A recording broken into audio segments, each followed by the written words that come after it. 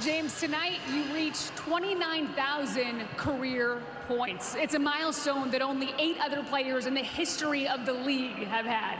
Is tonight just another night of basketball, or do you let that milestone sink in? All glory to God, but it's a testament of the work, that I put in over this course of so many years, and the Cavs give me an opportunity to go out here and showcase my game, so I'm grateful. So tonight you beat a Philly team. You come in here the heavy favorites, but what did you like most about how you approached the game? It's a bounce-back game. I think last night was a little frustrating, for the entire group, but, a bounce-back game just to get, our swag back, and I think we did that tonight. One of the guys that helped you there was Keon Ellis. I want to spotlight him because how does he elevate the reserve group? Amazing, especially on the defensive end. Offensively, he made some threes. Had some and-ones tonight, but defensively is where he impacts the game for our team, and he's done that consistently. All right, lastly, James, I know you want to get going here, but as you look at where this group needs to grow here as you head on the road, what do you want to improve on? Just some the highest chemistry that we can get to. Physicality defensively and just being consistent every single night, which we're definitely capable of. Appreciate you. Thank you. Kayla, back to you. Serena, thank you. Welcoming courtside here at Rocket Arena alongside Mr. Cavalier, Austin Carr. I'm Kaylee Griffin. The Cavaliers sweeping the season series of the 76ers. They come away with a 115-101 victory here at home. Austin, there were moments early on in this game where the Cavaliers looked to get into a rhythm. It wasn't a quick start, but as the game progressed, this team certainly settled in. What impressed you most about how they were able to bounce back here tonight? The second quarter. I mean, you knew there was going to be a hangover. I mean, and they really started out sluggishly. You could just tell they weren't moving the ball, they weren't cutting, they weren't doing a lot of things. It's depending on giving the ball to Donovan or giving the ball to James, and you do it. And that really it's not how you run your offense. You don't want to run it that way. The second quarter, things picked up. And Ellis came in and got things going. And you could see they started to loosen up a little bit and get things going. Let's take a look now at our Misney Make Them Pay moment. And we're taking a look at the Cavaliers defense turning into offense. The Cavaliers forcing 17 turnovers here tonight, leading to 20 points off of those turnovers. Austin, we've said it time and time again. The Cavaliers are at their best when they start with defense, and that was on full display this evening. That's exactly right, Kelly. When they are out on the passing lanes, overplaying the passing lanes, forcing extra passes, doing a good job of making sure that somebody is there to defend the shot at the basket, that is when they are at their best, and they use that very well to get out on the break. The Cavaliers have been firing on all cylinders against Philly this season. A perfect 4-0, sweeping the season series. Austin, obviously, the Sixers without a number of key players here tonight, but how important was it for the Cavaliers to get back to playing their game and really assert some dominance down the stretch? Oh, very important, because they're getting ready to go on the road now.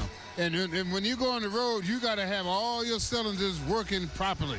And they had to find a way to get back into a good mojo, a good rhythm, a good feeling about themselves. And this was what they had to do, because believe me, this little quick road trip won't be easy. No, it certainly won't. Well, 6 Cavaliers scored in double figures tonight. James Harden leading the way. As I mentioned, 21 points for Harden here tonight. He also dished out 5 assists, grabbed 5 rebounds, but most notably, Austin, he became the 9th player in NBA history to surpass 29,000 career points. What does that type of milestone mean to a player in their career? Well, when you play as long as he has and has done as much as he's done, when you start hitting those type of miles, yard marks, and in point situations, it really puts you in some high cotton. And that's exactly where he is now.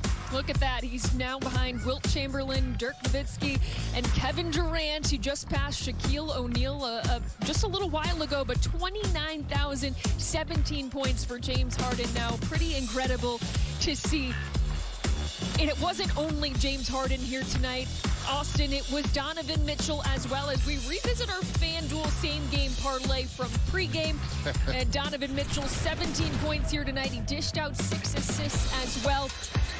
AC, you said for Donovan, he probably wasn't going to need to hit those high-scoring numbers here tonight, knowing who Philly had available. But what did you make of his complete game tonight? Well, to me, I think he's starting to understand this is the type of game he has to have. In other words, you go out and you do 30, but when we get 30, that limits somebody else whose scoring we need.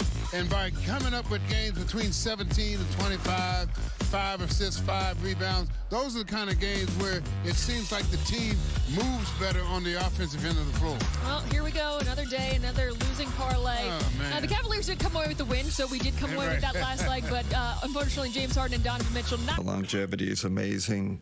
Testament, testament to his resiliency. It's so hard in this league to do it for so long, so consistently. And this version we're seeing of James is you don't think of just scorer. Like, I just think of this complete player, and playmaker. And what he's given us so far is everything we need to do to win, every kind of detail. So I don't look at him as just strictly as a scorer, but that's an amazing. I mean, when they announced it today, I was like in shock. I'm like 29,000, incredible. But yeah, to do it for this long at this high level is amazing. You emphasized before the game the energy of need in this game, and obviously you guys came out a little bit slow. But what did you feel like about the response that you guys had, especially from your leaders over the second half of the game? I liked it. I mean, we obviously out of the gate we struggled back to back, but we did hold their scoring down. I think they had 20 points in the first quarter. So even though we weren't firing offensively, our defense was pretty good. And then Ethan, I did not like that slippage we had in the fourth quarter. We had a group in there that had some slippage defensively, and they got on a real little run. I had to get James. I wanted to not have to bring, our big hitters back in the game. So, but for the most part, pretty professional and mature performance by the guys with a little slippage here and there. Kenny, I know we talked about Keon offensively a little bit before the game. He goes out, has 19 points. I realize part of that's hitting threes, but he was also attacking off the dribble, got to the line 7 times. Just when he's more of a complete offensive player on a night like tonight, what does that provide for you guys? Man, like I said, we're just discovering his offensive capabilities. I saw a couple things that I haven't seen him do yet. Come off a DHO, get in the lane, shoot the floater. I didn't even know he had that. So we're still discovering him. But obviously, when he gets the catch and shoot thing going, that's huge for us because he's so good defensively. Listen, I told the guys in there, this is going to be a fight to be in the playoff rotation for us. We got so many good players. We're deep. It's like, who's going to be a star in their role, right? He's making a case, obviously. We'll continue to evaluate it, but really happy with how he's played so far. And then you've been comfortable for a while playing D-net center, but we've seen it with some really small lineups where you can make the case Craggy's playing power forward alongside of him. What about him allows you to be comfortable with those groups? I think it's the rebounding, right? You don't get destroyed on the boards, which usually happens when you get small.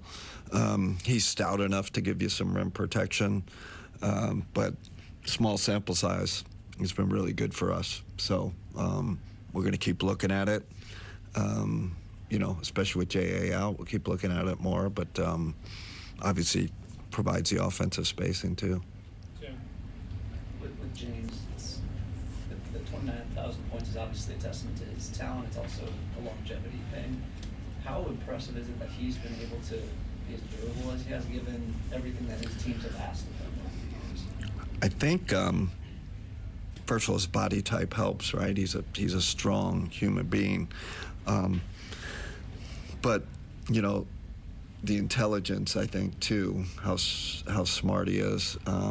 He's not a guy that needs to run around a whole lot, and he doesn't waste any energy. So I think his IQ has helped him kind of preserve the mileage on his body.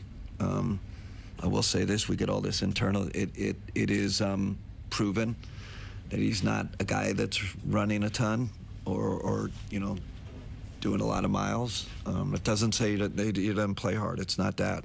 He just knows how to conserve and then go hard at the right time.